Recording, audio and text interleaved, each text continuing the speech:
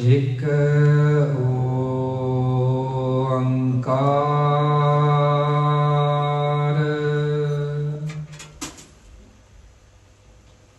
सतनाम करता पुरख निरभव निर्वैर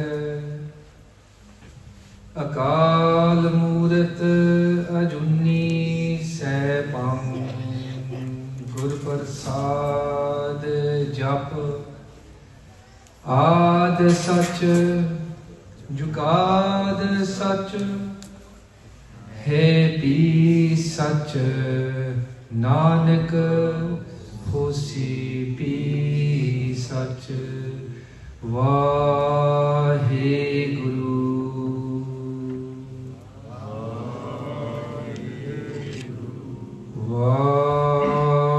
वाहेगुरु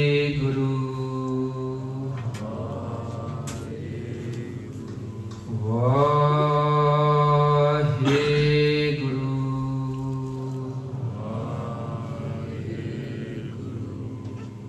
वाहेगुरु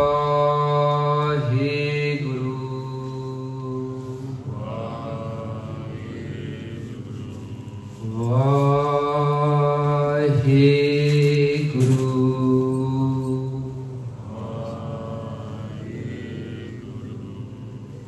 क्या हो कथी कथे कथ देखा मैं अकथ न कथन जाए जोत तपावे सोई आखा तिल तेरी वडियाए तन तारा संपत सगल जिनी अपनी करमान इनमें कछ संगी नहीं नानक साची जान तन तारा संपत सगल जिनी अपनी करमान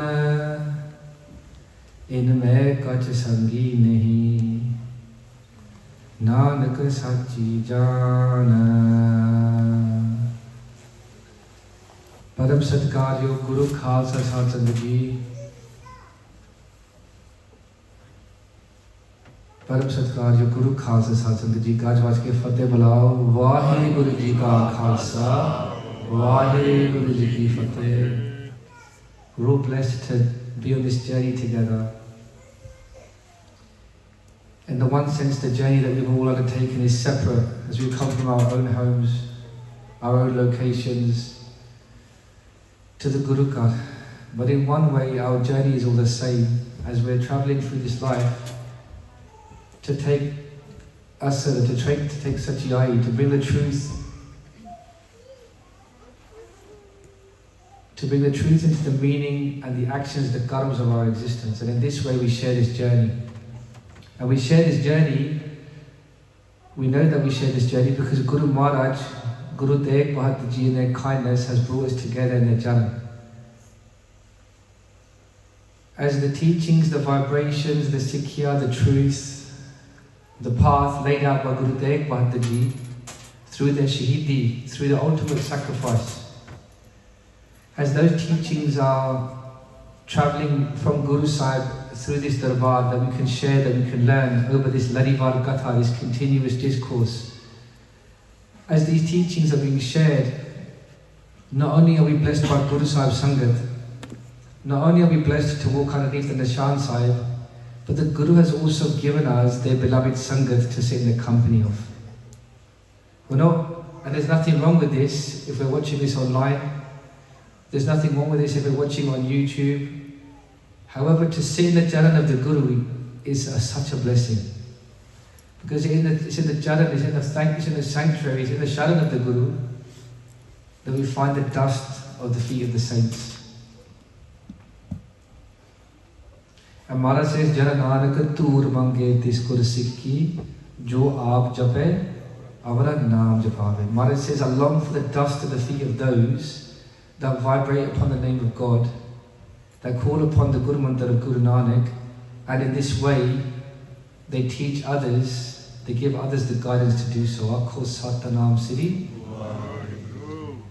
And this Larivar Katha, which is continuing this week, Benji Gurveen Kaur, she undertook the Khoj and she shared with us the two Saloks, Tarnapo eo hi gayo leo jara tanjita, and Bird payo suje nehi kal pahuchio an kaho nanak nar bavre, kyo na paje Bhagavan. Benji spoke to us and gave us the teachings that Guru Tegh Bahadur Ji taught us, and rather interestingly, the question was posed as to how to frame these questions. Just a quick recap from last week was what's better, old youth or youth or old age? And juxtaposing these two saloks, Maharaj is first talking about Taranapo, youth. And Maharaj is saying, Taranapo hi gayo leo jara tanjit, that your youth will go in this way in the blink of an eye. In this way, leo jara tanjit, and they will win over your body. Time will win over your body. Kaho nanaka pajaharamana o the jad hevi. Maharaj is saying every day is going past, and in this way, your ummah is going up, the count is going up.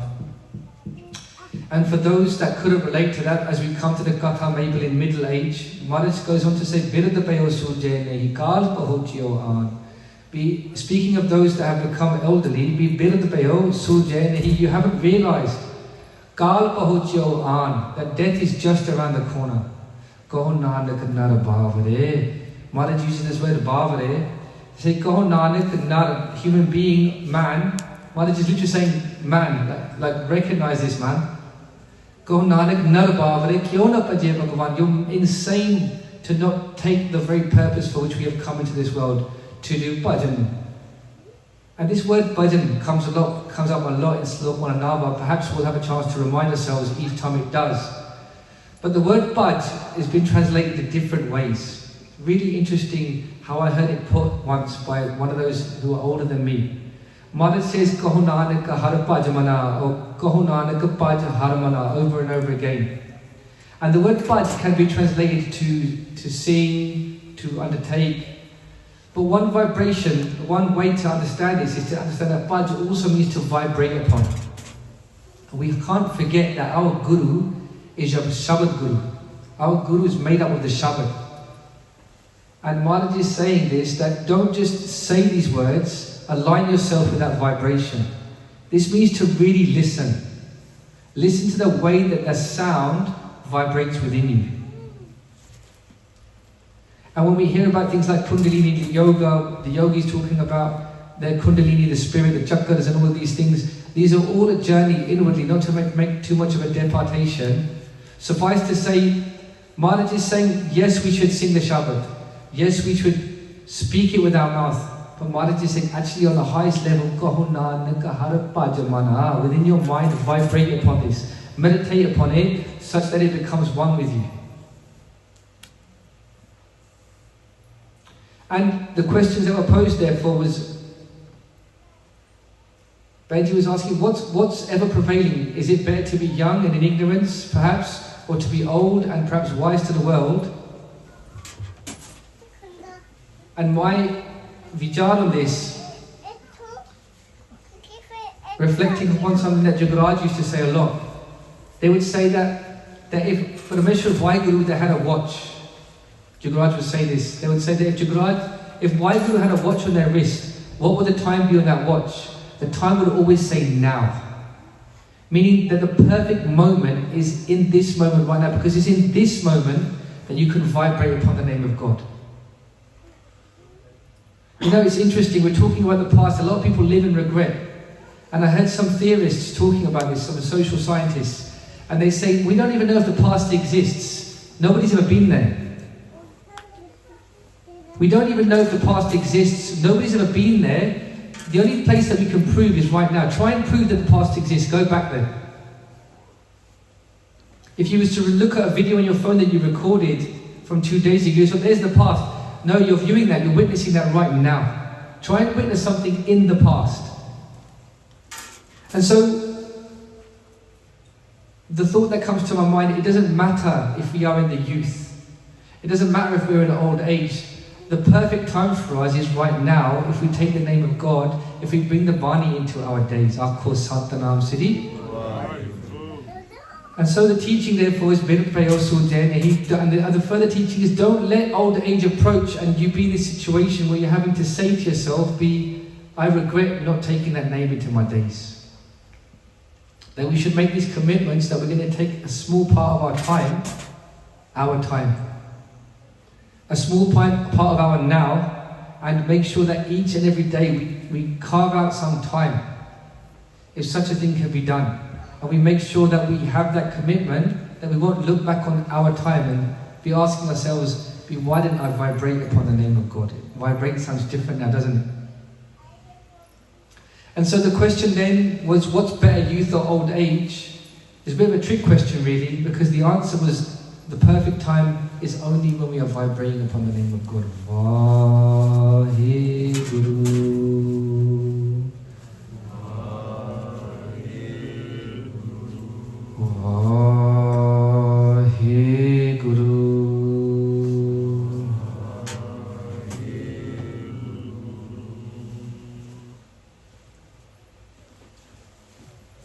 And now as we approach the Lady Markatha in the now, in this moment right now, Maharaj is saying to us, as a father speaks to a son, as a father speaks to a daughter, what advice should I give you about this world? Maharaj says, Tan Dara Sanpat Sagal Jini Apani Karman Inme Kacha Sangi Nahi Nanak Sachi Jaan. Maharaj says, Tan. Tan translates to wealth.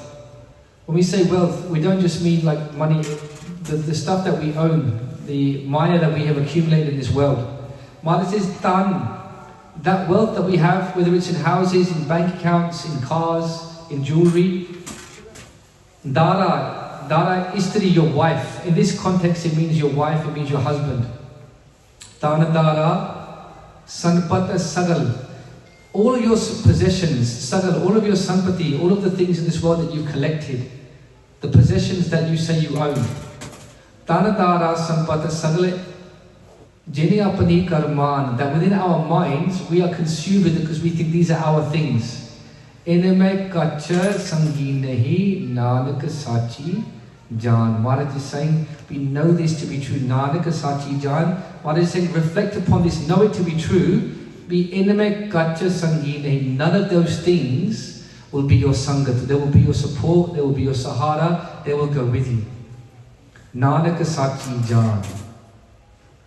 Maharaj is giving us his teaching that all of the wealth that we have, and you have to understand, we live in a world that is so over-materialized now, that this lesson can never be learned too many times.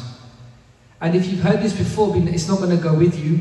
Be deaf to the fact that you've heard it before and hear it anew. Perchance that it can influence the way that we're living. A lot of the times when we hear some vichar, we think that we already know that.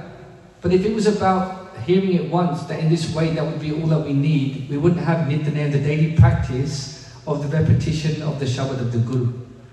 So Maharaj is saying, Nanak Sachi Jaan, know this to be true, know it to be true within your own daily thoughts, reflections and meditations. Not just know it as a fact that you have in the back of your mind, but as you approach your days, be Nanak Sachi Jaan, have that knowledge within you, that Tanadara Sampata Sagala Jiniyapani Karaman, that all of the stuff that you're enraptured with, including even the relationships that we find ourselves conflicted through, that even those things will not be your sangat in the end.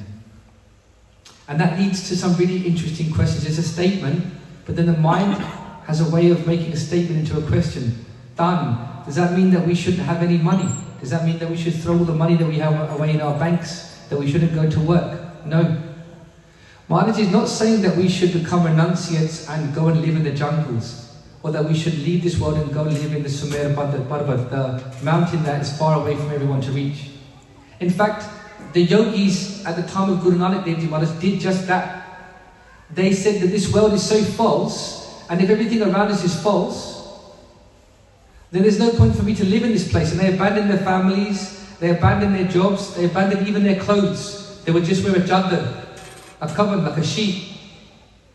And they would go and live in the mountains in the most difficult places to reach. And Guru Nanak Parchar, that mountain Sumer Parvat, where all of the greatest yogis would reside, Gorakhnath and all of these great yogis and ascetics, Guru Nanak Parchar would climb that mountain and go and see them. And they would say to Guru Nanak Parchar would say, why have you left this world? This is what the mandate, this explains the mandate of the Khalsa that would come. Maharaj says, why have you left this world behind? He said, the world is dirty, the world is full of pollution, it's full of illusion, and people are suffering, and we don't want any part of that game. And we are looking to be pious and pure and live righteous ways. And Guru Nanak Parchar says, if all the piety, if all of the righteousness and all the purity is in this mountain, then where's the daya for all of those that are suffering in ignorance out in the world? If everybody that's pure and religious has left the world, where's the compassion and the love for those that are going to be suffering without the knowledge that you should be sharing? No. This world wasn't created to be avoided. The way of the Khalsa is like a lotus flower, to live within this world, but not to be attached to it. Jinya Pali Karaman, the secret is in the last part of the first Pankati. We can live in this world, but don't assume that you're of this world, that these things belong to you and you belong to it. Guru Nanak Parchar would give that teaching through their own life. They would be the greatest avatar of Parmeshwar WhyGuru. They were Puran Guru avatar. They were the perfect incarnation of God upon this earth, before which no perfect Guru had ever come. There were different avatar. There were 6 types of avatar that came before. We haven't got time to go into that. But they all had attributes or aspects or the fragrance of Parmeshwar WhyGuru, but not the complete. And then hearing the cries of the earth in pain, it was listening to those ardasa that Parmeshwar WhyGuru, they are incarnated in the form of Guru Nanak Dev Ji Maharaj and came to this earth. Aapko Satanam Sri WhyGuru. We sit in front of that very form today. So the way of this world is, Maharaj is saying, Tan, this wealth that we have, the question that comes to mind, if this is all false, does that mean we shouldn't have wealth, we shouldn't have jobs? No. It's a great thought in my mind that when I see Singhs and Singhini are absolutely smashing it and becoming the best in their professions and succeeding in great ways and driving really nice cars and having lovely homes and being very successful, we should celebrate that as a worldly success, But within our minds, we should understand that that is not our purpose for which we have come into this world, and that those things that we've been gifted with or we've become accustomed to, the pain exists when we become so attached to those things, we can't see a day when we could live without those things. I had a client once, and he's very, very successful. He had about maybe over 100 houses. His own house was about 200 foot wide. He's really, really successful businessman. And I would just speak to him sometimes, and he would say to me, we would talk about business mainly, but occasionally we would get into philosophical conversations. And he said, I'm really upset, because he would have some understanding of Dharma. He would say, I'm upset that all of this stuff, it should be able to go with me. I don't want to leave it behind. I've spent so much time amassing all of this property portfolio and all of this wealth. I get angry when I think about the fact that I can't take it with me. And in the statement is evidence of the pain that can exist. All of those things that he's amassed isn't giving him pleasure, but it's actually the source of his pain. And I thought there was a certain irony there. That here's a man with so much success and wealth in a worldly sense, and he's illustrating that only pain, even at the pinnacle of proprietary success, he's most aggrieved by the fact that beyond this time he can't take it with him. He's accepted that it can't go with him. There's no argument there, but he's angry with that. And therein lies the exact illustration of what the problem of being attached to Maya is. There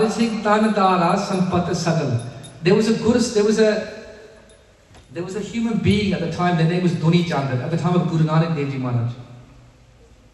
And he was very wealthy. He would have flags outside of his house for every million rupees that he owned in his wealth, in his asset bank, if you will.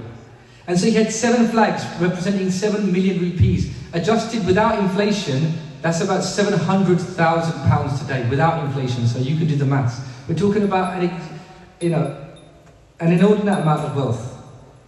And Guru Nanak Dev Ji goes to visit Duni Chand, and he says to Duni Chand, why do you have these flags? And he goes on to explain that each one of these flags represents each million rupees that I have in my wealth. And so I have 7 flags. Currently my wealth stands at 7 million rupees. And he says, I'm very happy and excited about this. And Guru Nanak Dev Ji says, well, would you just do me one favour? You've got all of this wealth. Would you do one small thing for me? Because I'm going to give you this pin, this needle. And I would like you to just hold on to it. You've got all of this wealth. You seem very capable of amassing and collecting and holding wealth. You're good at making money and holding things. You don't lose things. You grow things. But I'm going to give you this needle. Do me one small favour. In this life hereafter, could you hold on to it for me and give it back to me? And Duni Chand is like, no problem. You give it to me, in his mind he's thinking, I'm going to triple this needle, I'm going to make you into a diamond needle, whatever he does in business. He's going to apply some sort of a skill to it. And definitely, at the very least, the original security will not be tarnished, it will be in his possession. He goes home and he speaks to his wife. He says, I spoke to Guru Nanak today and they've given me a task, an easy one. They said all they wanted was this needle to be returned back to them in the life hereafter. And it was their wife. Really interesting. The feminine energy plays such a huge part in the expansion and the enlightenment of who we are as human beings. It was his wife that had the siyar to explain to him. Said, Duni Chand, none of what you've got can go with you. Even this needle, as small and meager as it might seem, that on your possession, you don't even notice its weight. It doesn't weigh down on you even a little bit. But even this needle, you can't take it with you. And in that moment, Duni Chand was given the higher teaching that if I can't take this needle with me of no significance, then what of all of this wealth? And he would go back and forth at the feet of Guru Nanak Dev Ji Maharaj and obtain something far more valuable. So this teaching then, for us, is that we should succeed. We should have that drive to succeed. We should be going to university, we should be getting amazing jobs, we should be rolling deep in nice cars, and it's only my wish for all of us to have, all of you and all of us to have success. However, we can't get caught up in the trick of what this world is, that is the purpose for which we have come. And Guru Amar Das Ji gives us a teaching that make it so plainly clear that Maya is very, very clever. It will trick you into allowing you to feed yourself to Maya alive. You'll be eaten alive and you won't even know that you're being eaten. That it's so clever, it will slip its way into your consciousness, and without even a moment's thought, you look back on decades and you've been eaten alive, without giving a second thought to your true purpose, as Maya has involved itself in every episode of every day of your existence. Guru Maharaj explains this, they say, Maya Mamata Mohani. Maya Mamata Mohani Jinavina Tanta. Without any dand, without any teeth, Jinavina Tanta. Jag khaya, sare dunya ne khaya. The whole dunya has been eaten alive. Manamukh khade, Gurmukh upare, jini sach naam cheta laya. Maharaj says the manmukhs in this way, the people that are directed by their own minds, these phrases that come out, do what makes you happy. It seems so liberating, but it's so imprisoning. Do what makes you happy, you only live once. Do it if it seems right to you. This language of the mind, where you're basically following your own mind. It's become the new sort of religion.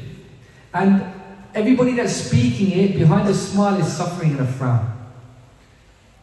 And this is a beautiful thing about Maya. Maya comes in the form of mistaken wisdom. They say a little bit of knowledge is a dangerous thing. It sounds poetic these days. It sounds like truth. Do what makes you happy. Live your truth. Who gave you the right to claim truth? When did you claim the right to be able to speak truth? Great Avtar have come before Guru Nanak Dev Ji Maharaj, and they've all fallen by the wayside before truth. In Dasam Granth, the Bani of Sri Guru Gobind Singh Ji Maharaj, Maharaj speaks about all the preachers of Avtar that have come, laid their best efforts, but lost themselves in Maya. Krishna Avtar, Maharaj talks about all the different prophets that have come. And we're going to say, live your truth. Such painfully obvious words in the Sangha that they stand out like a sore thumb, But how many of us have heard that words in the world and thought, yeah, that sounds really cool, man. I'm going to live my truth. Maharaj says, Aisa Satguru Je Mile. There's a Satguru, by the way, that is Puran Sach, Sachiyai. Aisa Satguru Je Mile. If you ever are lucky enough to find the Satguru, Aisa Satguru Je Mile, there's no sin so piye, vicho aap jai. You want to know truth? Forget what we think you know. Come before the Guru, be Aisa Satguru Je Mile. We should take off our head, place it before the Guru and forget that we even exist. Vicho aap jai. Hurts the ego, doesn't it? Everything that we think is important exists within our mind's construct. And Maharaj is saying, forget all of it. It's all just a house of cards on a bank of sand. Maharaj is saying, if you're ever lucky enough, if you're seeking the truth and you find the Satguru, we forget what you know, place your head before the Guru and forget even that you even exist. Which is why we come to the Guru, we listen to Katha, which challenges our mind. We ask questions within our mind. We do ardas to Maharaj, which we're going to be blessed to have a chance to do in Sangat groups. Everything gets magnified. And then afterwards, what does Guru Sahib give us? They give us their hukum. They give us their instruction. They give us their self. They give us their own self, right? So this is what it means to say, Vitanadara Sampata Sadhu. Maharaj is giving us that wisdom that, have those things, but don't be married to them. Don't be so entwined with them that you lose your own purpose. Dara, your spouse, your partner. So, in my the way that, when I've undertook the course on this, what is coming to my mind as we're thinking about this is this great epidemic that is sweeping across our Nojawan, our youngsters, and even those that aren't married as they're reaching past their 20s and 30s, this concept of dating. People are going to get uncomfortable now. It's not my intention to offend anyone. It's just us undertaking the course and speaking to the Gurmukhs about what Guru Sahib is trying to convey here. Maharaj is explaining to us, all of this nonsense that we're getting involved with, dating, boyfriends and girlfriends, hookups, which is something even, a new thing that's even below dating, which is going on and being undertaken. All of this stuff is within Maya, and it's going to take parts of you away that are no longer there for you than to serve with the Guru. And there'll be less of you then, thereafter, to undertake that correct path when you decide that you're going to walk that path. And as we were doing the research on this, and I was speaking to the Singhs, this is to be distinguished completely from when you get married. Because just to be clear, Maharaj is saying to us that when we get married, Maharaj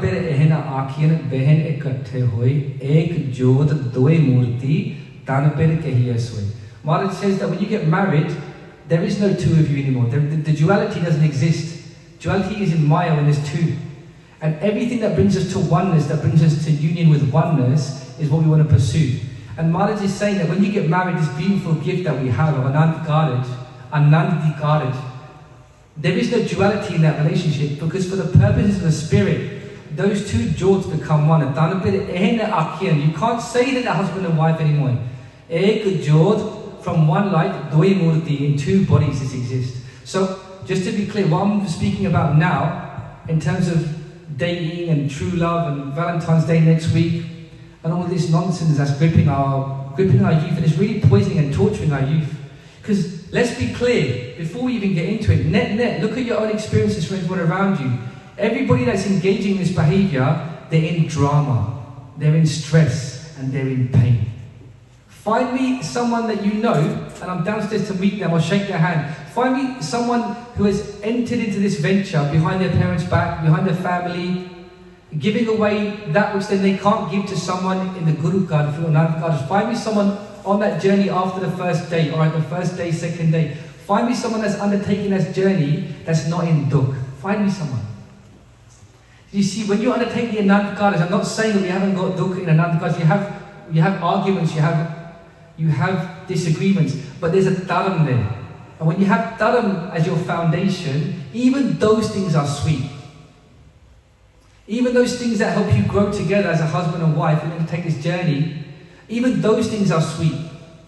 But there's nothing honorable about just saying to yourself that oh, I've got this urge within me and that person's got the urge, let's just engage together. It's just showing your self-disrespect. It's showing your self-disrespect, and for the Singhs that are engaging in this behavior, not only are you showing yourself disrespect, but the person you're engaging this with, you're giving that other person license to view this is the way that Singhs behave.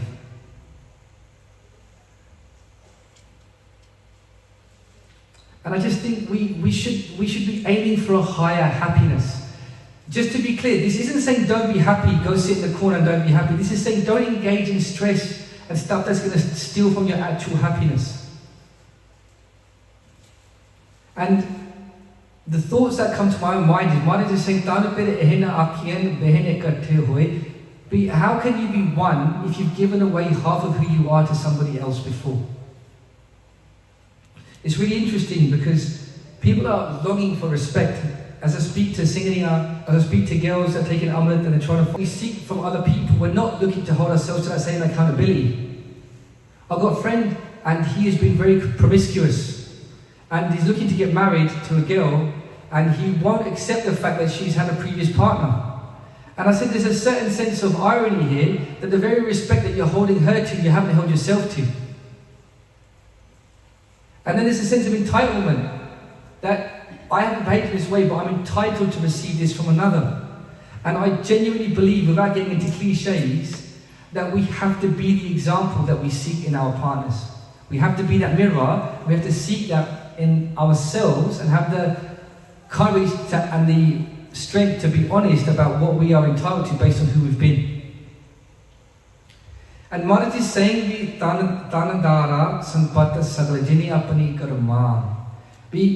even when we go into that place, why is it so false? Jin apani karma. When you enter into a relationship, forget when you're actually acknowledging this person belongs to you, you've gotten married and you're thinking that this is my family now.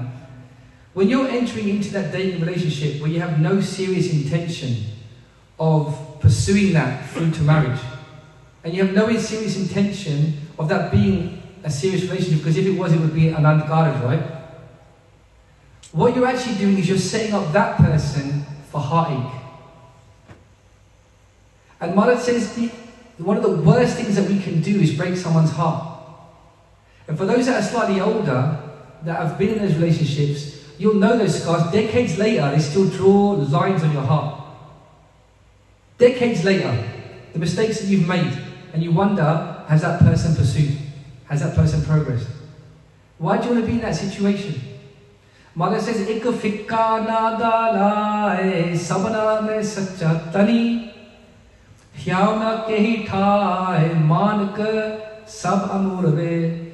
Maharaj says, hyav na kehi thai. We don't break anyone's heart. Maan ke sab amur ve. It's not just your heart. Don't be so selfish as to think it's only your feelings. Everybody's heart is like a ruby, a gem, a jewel. We have a little bit of a think. And then we break hearts and we wonder why we're waking up sometimes, as we often do, we're feeling anxious, we're feeling full of anxiety, and no one's willing to give an account for how they've treated others or how they've led someone to feel a certain way. And why this sounds harsh isn't because it's not true. It's because we've been indoctrinated with such a gandagi of the way of societal, systemic approach to these things. We've been indoctrinated with such a culture of sexual promiscuity that it's acceptable because you're not doing anything just as bad as the next person. You know, it's really... the example that we have subconsciously taken the worst standards of what it means to be promiscuous and then said, I'm just going to have one relationship after another until I get married. That's not as bad as going out every single night and just getting hammered and just throwing myself away at the first guy or girl. But who gave us the right to choose that as our standard? I've got a close relative actually, and he says to me, he goes that I really shout at my kids. I shout and swear at them a lot because they're so naughty. But I never hit them because I don't want to be like my parents. So he really verbally abuses these kids. They're like one of them is like, when I speak to them, and they seem so like in a shell-shocked situation. But in his mind, he goes, I'm not as bad as my dad or my mum, because they used to beat me up really bad. So I don't do that. I might terrorize them with words. Kids don't know what happened to you, they don't know what's happening to them, right? And I said to him, what gave you the right to choose that standard as your standard? You're capable of being so much better than that. And he was just blown away by such an obvious, he goes, I never thought about the fact that I should be setting a standard appropriate to my competence as a human being. I thought, what gave you the right to choose the most abusive person you know to be your license to operate just below that standard? And I think a lot of us, we look at those around us as being really, really promiscuous in the way that we're abusing each other's bodies and abusing each other. We say, look, I'm not doing that. I'm just going steady with one person and it's not working out another person. And in this way, we're just setting ourselves up for heartache. And why would you want to do that? There is no sampradaya, there is no place on any sampradayic sword or any Mahabook, any Sant or the Guru that speaks of these things in a permissible way. And just to be clear, this isn't anything other than a warning about let's avoid unhappiness. Jinyapani karman, they're not yours and you're not theirs. Until you undertake the Anand Karaj, they're not yours and you're not theirs. Why would you put yourself in a situation where you've got to suffer? And it is suffering. I'll put the challenge out there. Come up to me after the kata. Tell me anyone in an extramarital relationship or a premarital relationship that's not in dukh. Tell me anyone that's not suffering in that moment or doesn't accept that they're going to suffer in the future as a result of that. Hard truths, Guru Tegh Ji, and they're only hard because of what we've been indoctrinated with, and that doesn't need to be our standard. We should have a higher standard.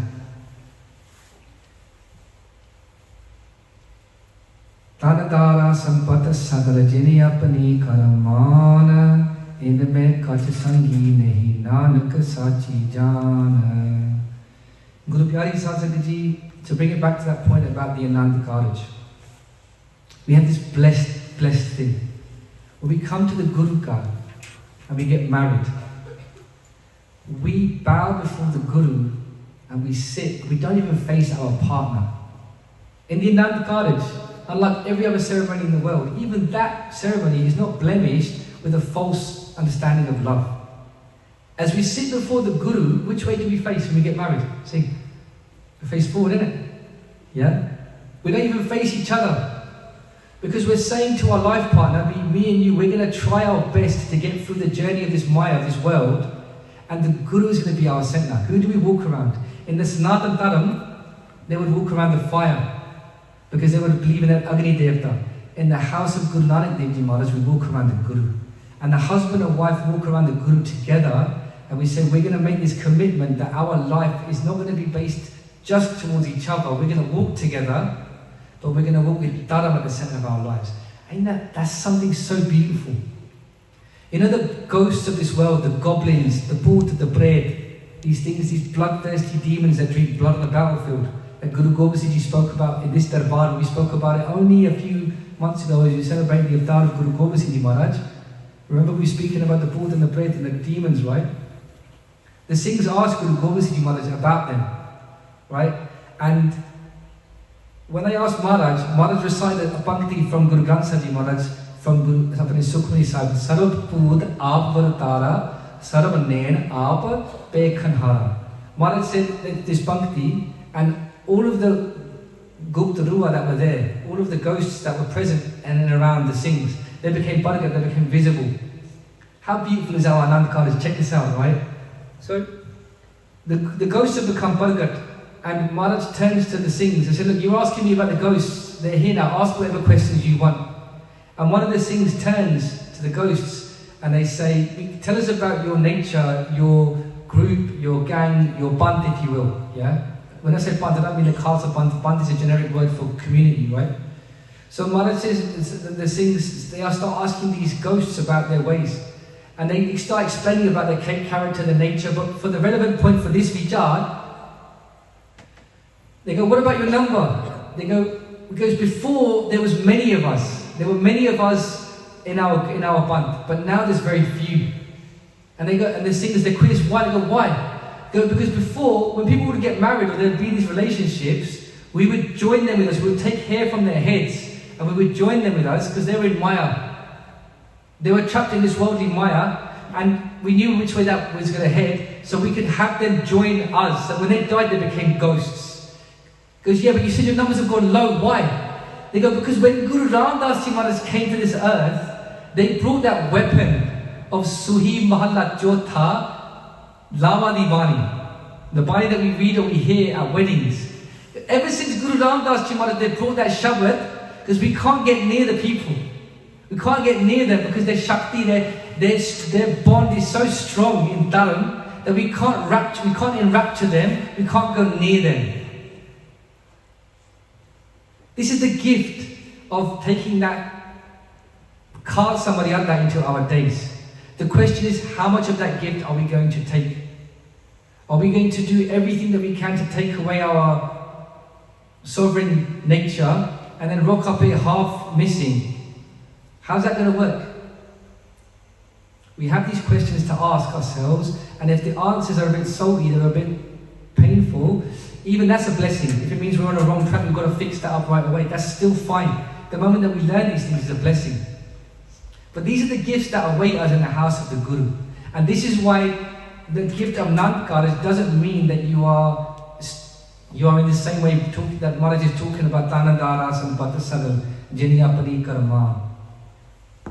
Because if you think about it, when you say this is mine, when you say, for example, this is mine, you're acknowledging that you exist separate from that thing.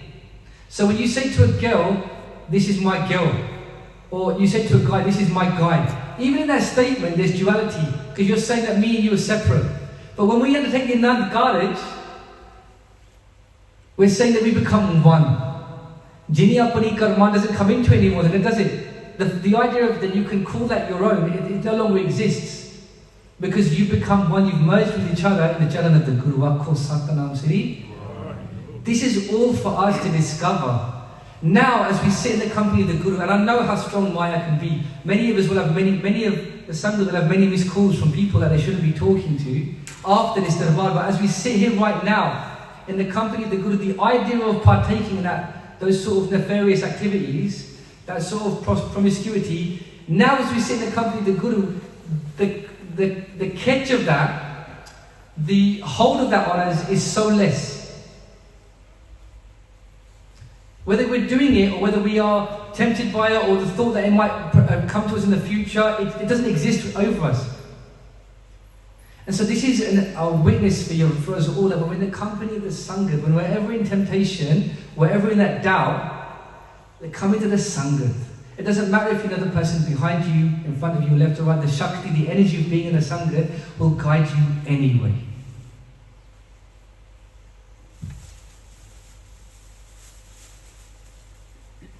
Very poignant thing. I was speaking to one of my brothers just before I came, and I'm actually really stressed out. I'm going through a lot of stuff at home. My Sikh is really unwell, and it's been a bit of a run of it. I think I've shared that with you a few times.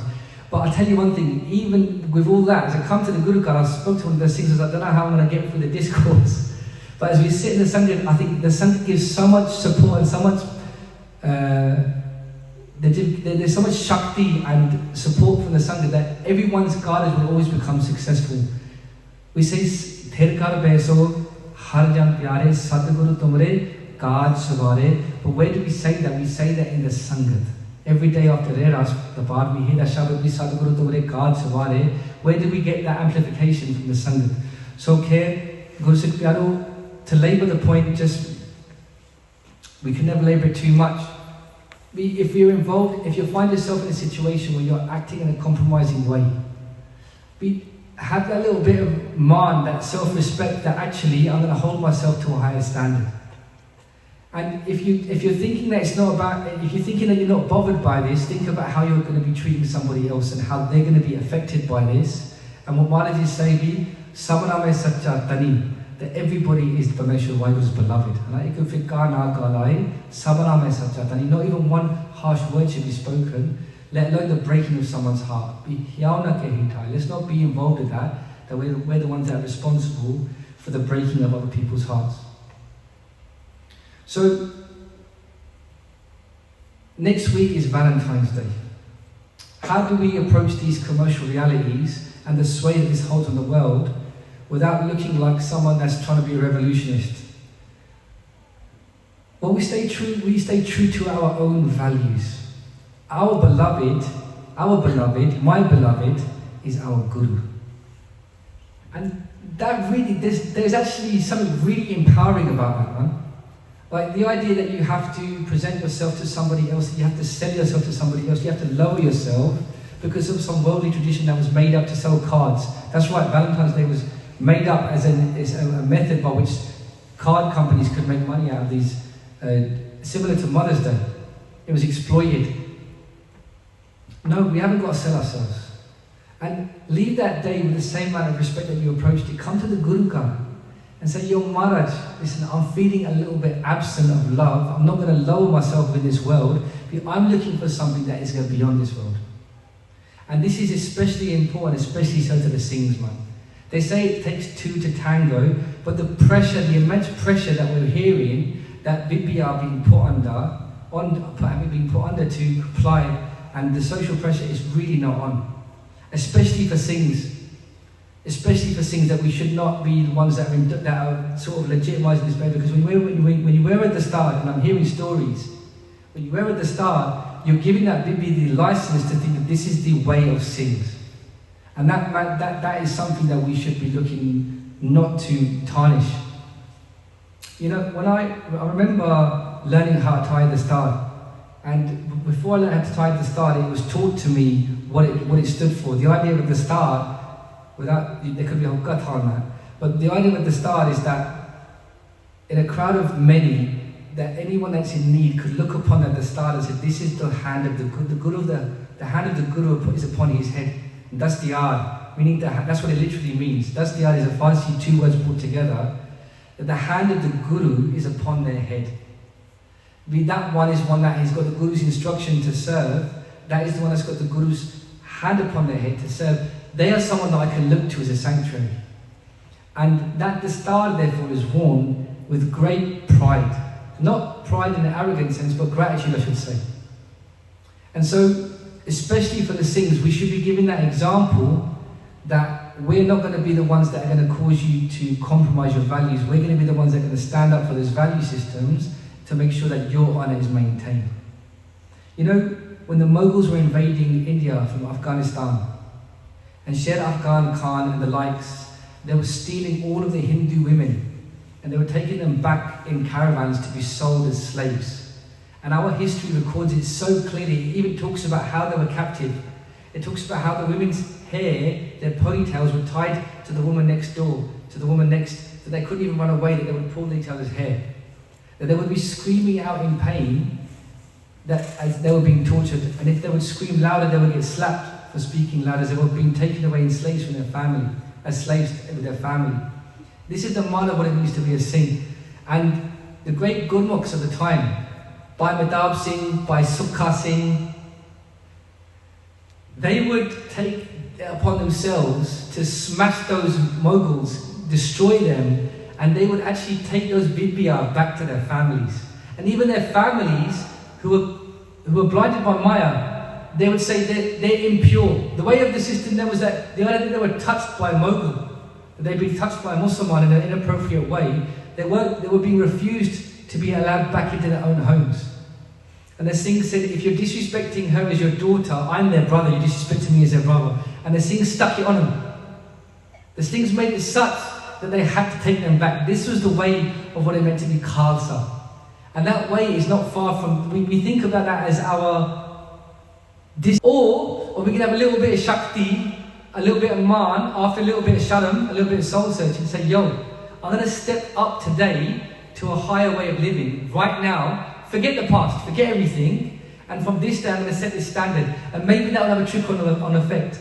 As I said, only a few have stepped up. My little brother Ranjit Singh stepped up, started doing, he said, I'm going to start doing Simran on a Tuesday, and the good God, I don't mind who turns up, who doesn't. There's 100 people upstairs meditating on a Tuesday night. It just takes, without getting into cliches, it just takes the swords, the Khalsa swords to exist in one. There was only one that drew a line and said, who has got the courage to step over the line? You know the picture of who I speak? So, I've really driven this point because it takes a lot to break a culture that is so indoctrinated we think it's normal. We're hearing about kids telling their parents, I've got a boyfriend, I've got a girlfriend, it's okay son, just, I won't even tell you the advice that we've heard people say. And that's all based on an understanding that it's not as bad as someone else. No, that's not the standard we should be measuring it against. We should be looking at what we should be. What we want to bring to the table when we get married. What we want to be as an example for those that are sitting around us. So Satsangati, Valentine's Day doesn't seem that appealing anymore. That doesn't mean we can't have love. Have love for the Guru, have love for the brothers and sisters, and in this way be that example. That Tanadara Sampata Sadala Jini Apani Karamana, that you don't look at these people as your objects, so they belong to you, they don't. If anything, all that you can really do, if you want to do this someone's seva, is bring them to the Guru ka. Jini Apani Karman, inme kach sangi nahi. Just in case you are wondering, for those that are love struck, seems so obvious that's a poor choice of words in your own mind now. Be inme kach sangi nahi, none of them will be of a sangi to you, man. None of them will go with you. It's the Guru's words. Even the thoughts and the memories that you have of them, they won't go. Bhagavad Gita talks about this. They say you're in love until they die. And when they die, you want them out of the house because of the ghosts. Because you won't even wait very quickly. You want them on the funeral pyre as soon as you possibly can. Because what love is that won't even go with you beyond this world? Satsangati, there's always time that's against us. What is the true friend? What is the best friend? There is one that will go with you. We've spoken a lot about what won't go with you. But let's take some Sikhya from the Guru. Maharaj explains to us that there's 3 types of friends in this world. Forget boyfriends and girlfriends. Just put that trivial matter to one side. I think we've dealt with that now for our own mind's sake. If anybody's got any issues about how to untangle or get themselves out of a situation, that's what we should be doing. We should be doing vichara about making progress in our days. If anybody has issues about that, we'll try our best as a sangha. Not that I've got the answers. We can try together to work through those disentanglements until we get married. But we've spoken a lot about what we shouldn't be doing. But what about that friend that does go with you? Maharaj explains to us, there is a friend out there. And this is what a true friend is. Maharaj says, Sajan Band Sumitar Syo Har Naam Hirde Dehe. And in the Katha, this is unpacked. Maharaj explains, by Paramjit Singh Ji from the Guru Granth Sahib Ji Academy, they did Katha of this and stayed in my mind, and I hope I never forget it in my heart. They say there's 3 types of friend in this world. They say there's Sajan. That's your friend in this world. That, okay, you're friends today, but then tomorrow they make a mistake, or tomorrow you make a mistake and then they won't forgive you. And so then that friendship breaks. Then you've got Sajan Band.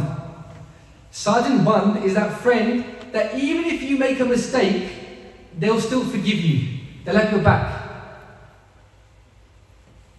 But when you die, even they have to go their own way and you have to go your own way. Sajan Band. But then you have Sajan Band Sumitar. Sumitar means the highest type of mitar.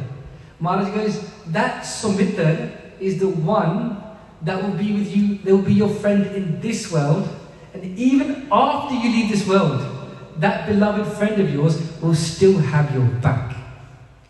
And that is our Guru, that is our Sadguru, Sahib Sri Guru, Gobind Singh Ji Maharaj. The question is, are we worthy of calling ourselves Sikh of our Guru? I'll tell you very honestly, there's no point lying or sitting on the stage of the Guru. I'm not worthy, I'm telling you straight. There's so much I've got to fix up, there's so much I've got to do, there's so much I have to be that I'm not worthy. I'm having a go, I won't deny that, but I'm not there. The question is though, are we making even that effort to get there?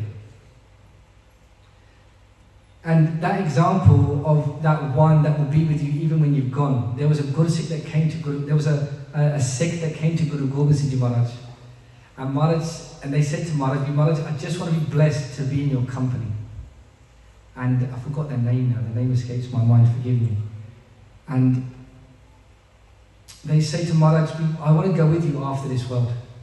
And Maharaj says, you can't go with me. Because they hadn't kept their lead. They hadn't kept their gears, there was parts of their body where they shaved, and they took tobacco, which is one of the worst things, even worse than drugs. Maharaj speaks about tobacco as even being worse than opium and alcohol. Tobacco is like Jagati Jod, it's the worst thing that we can partake in. And Maharaj explains that you haven't kept your gaze, and you haven't kept your gaze as a Singh. How can I say that I'm your Guru, you're my Sikh, in this way? Maharaj says behind me, on the wall behind when the projector goes up, that without Shastra, without gaze, don't even come before me. Maharaj is pretty straight about it. They said you're like a sheep that can be pulled around and told where to go. That's what somebody who hasn't got Shastra. But the point being is, Maharaj takes a tir, they take an arrow, they put it on the head of the Gursikh, and in that moment, he gets transported to Nark, the place where everybody that has been doing great bab goes. And everyone's suffering, and people are crying out in pain in this place of darkness. And in that place, there are people that are being pulled out of darkness and they're rising. And that Gursikh says to Maharaj, they say, Maharaj, what are those? And when they go closer, they can see that they're being pulled out by their gaze.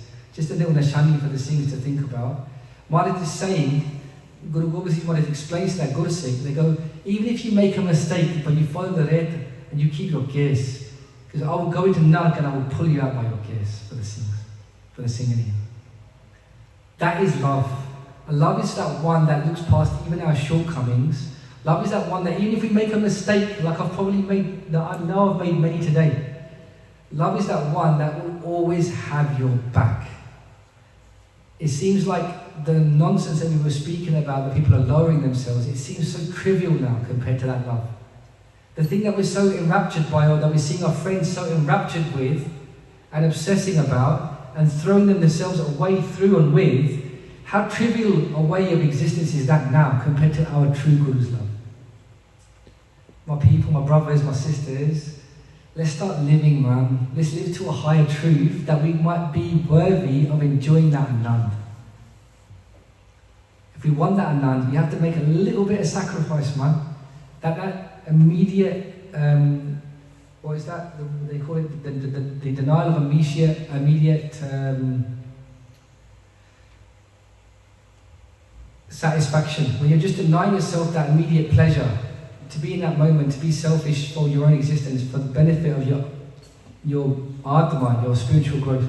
This is the way we should be thinking. So Sadhsangaji, the Vichar today, Maharaj is speaking about Tan, they're speaking about the wealth of this world. They're speaking about Dara, they're speaking about our partners. Dana Dara Sanpata Sadavajiniya Pani Karamana. These things that we think are all ours, particularly these relationships that people get so enraptured with. And this wealth that we think is going to go with us, Maharaj is saying, none of it is your true Sangat. Even your friends, even these things in this world that we think we're going to hold on to forever, Nanak Sachi Jana.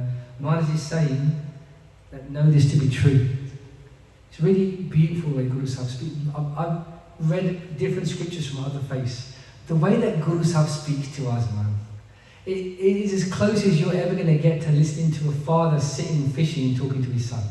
Nanak Sachi Jan. Say, listen, it's the truth, man. Know it. Have it. They're not keeping anything for themselves. They sacrificed the whole family as a proof of that. Everything was a sacrifice unto and for the Khalsa. And we honestly sit on the edge thinking about whether we should join the Khalsa. Really?